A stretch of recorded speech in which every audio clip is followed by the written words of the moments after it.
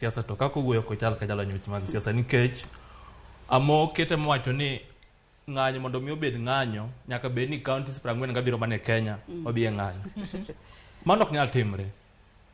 Kata mana in US iga mar prochiko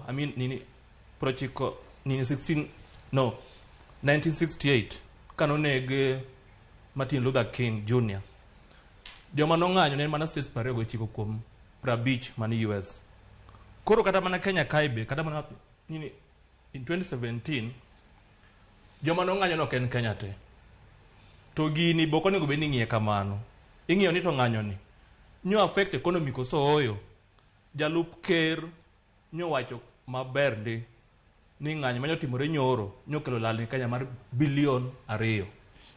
Senator ma Nairobi Johnson Sakaja no wacho ni ng'anyo Sifuna yo senator Sakaja I'm right governor ma Nairobi no wacho ni ng'anyo nyo miyo choko mar ushuru ma Nairobi nyo yudre mana nus million per dek. Koro manyiso ni ok wanyalo wacho ni ng'anyo manyo timore nyocha onge kod impact e Kenya kae en kod impact. And again gik ma nyo Raila nyo yierogo ma mondo mi kik ji tigo go Raila kata Azimio neno ni kok oti kod gigo ni mage joma miyo sirikal ni ema miyo timo gik motimogo kod kata mana yuto margi kata mana funding